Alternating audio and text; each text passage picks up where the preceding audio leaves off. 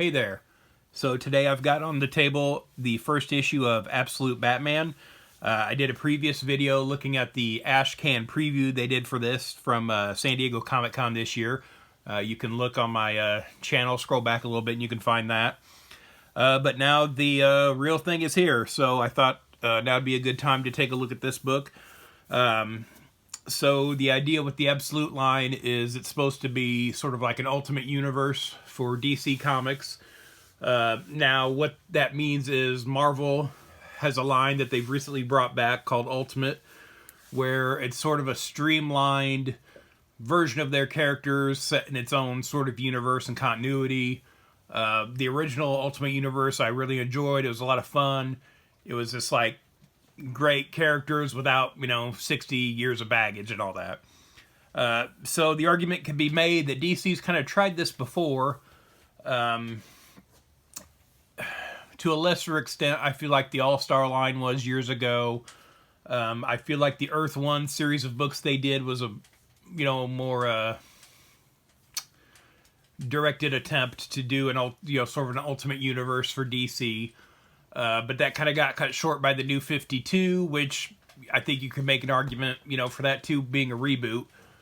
But now, we're getting these Absolute books. So this is the first one here with Absolute Batman.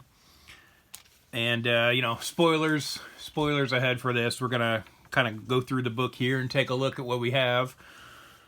So the story opens up with young Bruce Wayne at the zoo with his class.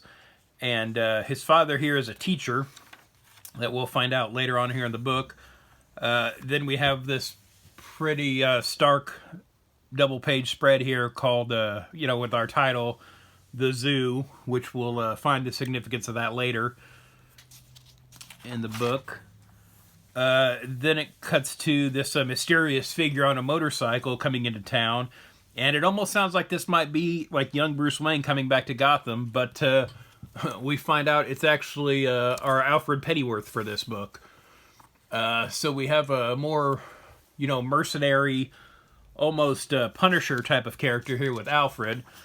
And again, that kind of is going back to Jeff Johns' Batman Earth 1 books, where we have a more soldier-like version of Alfred that kind of helps train Batman.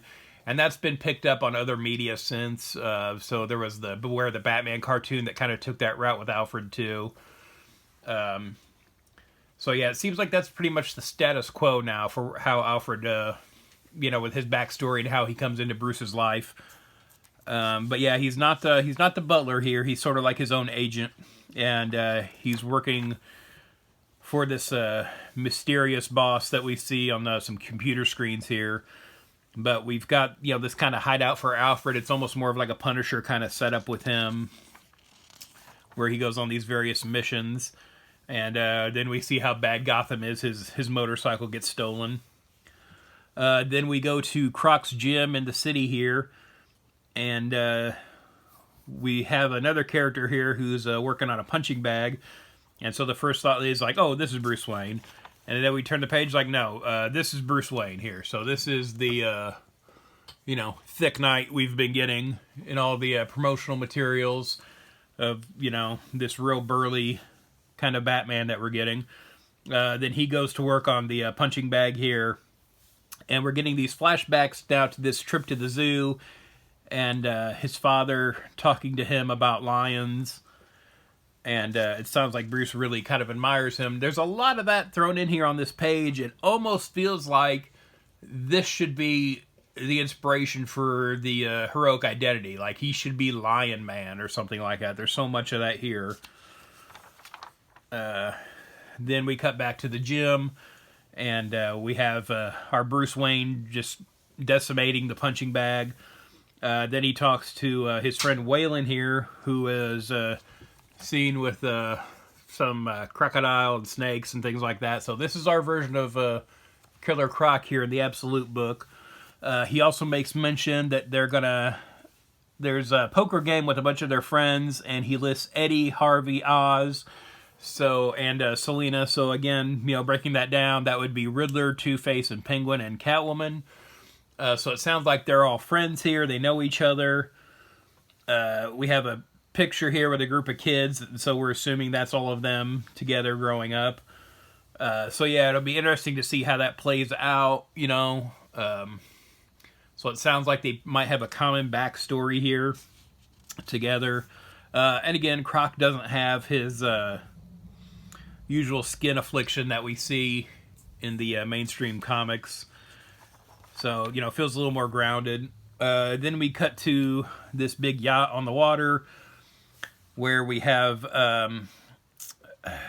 this is, I guess, our version of Absolute Black Mask here, meeting with the heads of the crime families in Gotham while his DJ is sort of spinning the tunes in the background. And we see Black Mask's wife and child here, and they all wear these sort of black helmets. It almost feels like maybe it's a sensory deprivation, or maybe they have some sort of feed coming into the helmet. We're not real sure yet. That's just kind of the impression I get reading this. Like the DJ is also wearing one. So that's definitely something with them. Then Black Mask lets him know that basically he's killed their, you know, criminal partners while they are attacked and killed. So apparently this is, you know, the last of the crime families in Gotham being taken out by Black Mask here. Then we cut to Bruce Wayne kind of suiting up here and cutting back to sort of news broadcasts about this gang called the Party Animals that are kind of terrorizing Gotham. A little bit of Dark Knight Returns here with, you know, cutting back to the news broadcasts and things in the story. Then we go to this sort of press conference where we find out that James Gordon is mayor. He's not commissioner here. It sounds like Bullock is the commissioner. And nearby, Alfred is kind of checking out what's going on with everything. Then we see this woman stand up, and she's kind of defending Jim Gordon, and we'll find out who she is in a little bit.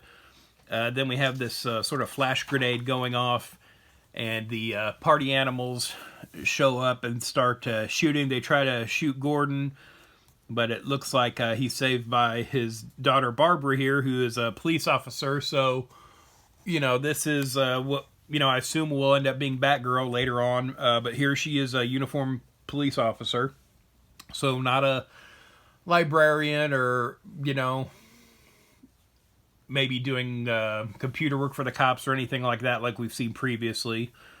Then we see something come and grab the Party Animals back out through the door and slamming it shut. Then we get this sort of upside down shot of Batman here telling Barbara, whatever you hear, you do not open this door. We cut to back outside. We have Alfred kind of observing here, seeing what's going on. And so this takes us into the preview of what we saw in the San Diego Comic-Con Ashcan. But now, you know, this is the fully colored, lettered version of the story. So we see Batman hanging upside down here while the Party Animals shoot at him, and their bullets are just sort of bouncing off the cape and everything there. Then, you know, we have the big splash page here of him descending onto them. Then, you know, kind of the stuff we saw before, just sort of the violent action scene, just, you know, fully colored and lettered now and everything. Then we've got this big bruiser character of one of the Party Animals coming at him with a cleaver. Now, this is back to just the book. This is past the preview section that we got before. And now we see Batman taking out a handle and attaching to his emblem and making it into an axe, which is what we've seen in a lot of the promotional materials and variant covers and stuff for this book. So the guy with the cleaver comes at him, and Batman cuts his hand off. So, yeah, he tells him there's a hospital nearby and to run, and kind of yells at the rest of them to get out of there. Alfred is observing here and says, oh, this would have been great if he had set a trap for those fleeing, and we see him set off an explosive while Alfred kind of watches impressed here with him. Then Alfred comes to kind of check out the aftermath here and get the drop on Batman. Batman kicks him with those tree trunk legs of his and takes this specialized shotgun that he has. Then we see Alfred kind of observing Bruce Wayne in real life, like he's been able to track him down and find out who he is. What's interesting is here they kind of go into Bruce's backstory. He won this like engineering contest as a kid, and the prize that he won was a trip to the zoo for his class, and this is what we saw at the beginning of the book here. So now we get flashback, and it looks like what had happened was it was a mass shooting at the zoo while his class was there and his father was killed. Unfortunately, that's maybe a more relatable origin for Batman these days. So I understand why they kind of made that change. It's maybe more relevant. It's definitely, kind of in the air on the news, everything anymore, unfortunately. But it's an interesting way to go with the origin story, so...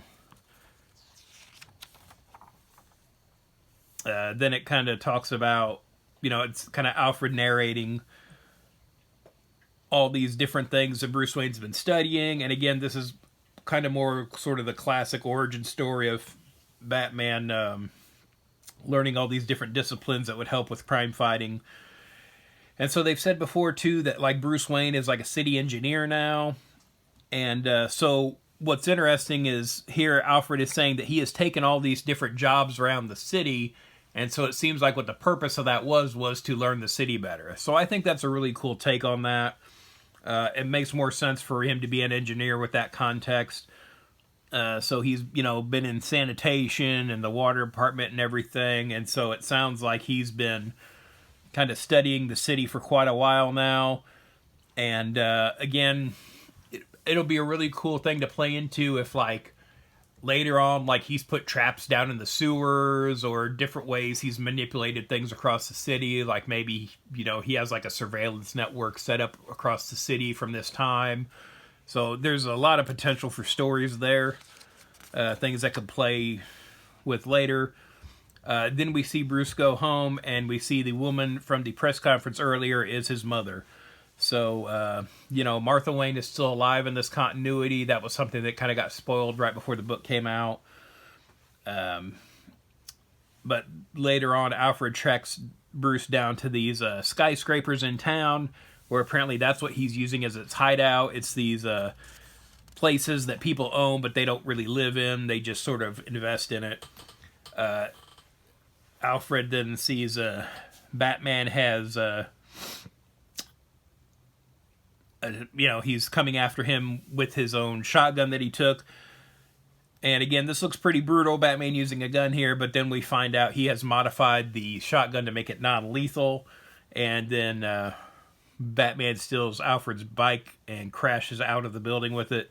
There's a cool shot here where you can see where he has modified the shotgun to shoot little tiny, batarangs or sort of bat-shaped projectiles there.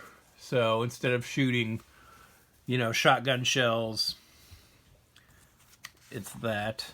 And Alfred is trying to figure out how he plans on landing when they're 1,000 feet up. And we get the sign from the zoo saying bats are crazy.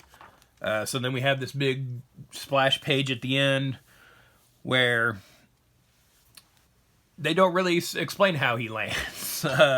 He's just sort of midair here, and, we don't see where the wings are doing anything here, really. So, I mean, it almost looks like he's flying, but I don't think that's what's going on here. And then we get our credits here at the end. We've got Scott Snyder as the writer and Nick Dragotta as the artist on here. Then we have a little epilogue here with Alfred, and they're talking about some mysterious guy that doesn't ever joke around, so they call him the Joker. I don't know if that's what I would call the guy, but, it looks like we're getting our absolute version of the Joker here at the end. So, yeah, it's definitely something different, and, I mean, that's kind of hard for a character that's been around for 85 years now, so I'll give him that. I don't know if I'm all in on this Batman yet. there's some cool stuff they've done here. You know, you've got the whole conceit of stripping him of his wealth and maybe his gadgets and stuff to play up more of an underdog version of Batman. But this guy is a brick. You know what I mean? We see him decimate a punching bag in the gym. We see him kind of tear through these party animals. He doesn't really feel like an underdog here. You know, it feels like, you know, he's still like the unbeatable kind of superhero here. I mean, I'm not, you know, that's kind of the people's complaint of Batman. And if you're going to try to make an underdog character, I feel like you would be bringing in more of like Frank Miller's Year One, or sort of the physicality of Dark Knight Returns, where, you know, he's maybe lost a step. But yeah, I don't feel like that's the case with this Batman. And again, he's obviously planning. That's kind of the cliche of Batman, is if you give him enough time to plan, he can win any fight. This is a Bruce Wayne who has been planning for quite a while, it seems like here. So, yeah, I'm not really sure if I don't really get the underdog vibe from this book, which I think is what they were setting out to do. Again, we'll see. It's, you know, it's just the first issue. You know, we've got Alfred in the book. We don't have Alfred in the regular continuity now for several years. So, it's kind of interesting to see that. I assume he's going to end up working with Batman at some point, but maybe not. You know, maybe they're throwing us for a loop here with that. But yeah, Martha still being around, you know, kind of makes sense. You wouldn't have like both parents on that trip and that kind of thing, but I don't know. We'll see where that goes. Maybe we've got a softer Batman, you know, that maybe hasn't had quite the trauma. You know, he had someone there to help him kind of get through his father's death, so we'll see how that kind of changes. I am interested to see what we're doing with the villains here. You know, it sounds like he grew up with a lot of the sort of classic Batman villains, so we'll see how that plays in. And it's like, it seems like a lot of characters to keep your identity secret from, you know, when they know you. So we'll see how that plays out over time, I guess. But yeah, I mean, it's not a bad book. Again, Scott Snyder has done a lot of good stuff on Batman. This is something really different, so I could see why he would come back and do this, just because it is so different from the other work he's done, you know, like with Court of Owls and all that different ground he covered with Batman before. I could see wanting to come back and do something like this. But yeah, it'll be interesting to see where it goes. I'm not 100% on board yet, you know, and it's like a first issue really should kind of grab you. And there's definitely some interesting stuff here. I guess my question is, does this need to be its own universe? You know, could you have told these stories in the regular Batman continuity? So hopefully not. Hopefully, you know, there is more of a reason for that. We'll see as we go. I don't know. I feel like I should maybe start rating these things. You know, I guess I'll use the grading scale. You know, I used to be on the Campus Comics cast, and we would just use the sort of grading scale that you use for grading comic books. So I'd probably give this a fine, I think. It's good. I feel like there's room for improvement, but maybe we'll see that coming. Yeah, I know a lot of people are trying to get their hands on this book. It's been selling really well. We'll see if that continues. Have you read this? What do you think? Let me know in the comments below. And thanks for watching. If you'd like to follow me on social media, I'm on Twitter/X @Detective651. Also on Instagram @Detective651. Be sure to check out my t-shirt store at tpublic.com/user/Detective651. I've got a lot of nerdy designs on there, and there's sales all the time, so check it out frequently.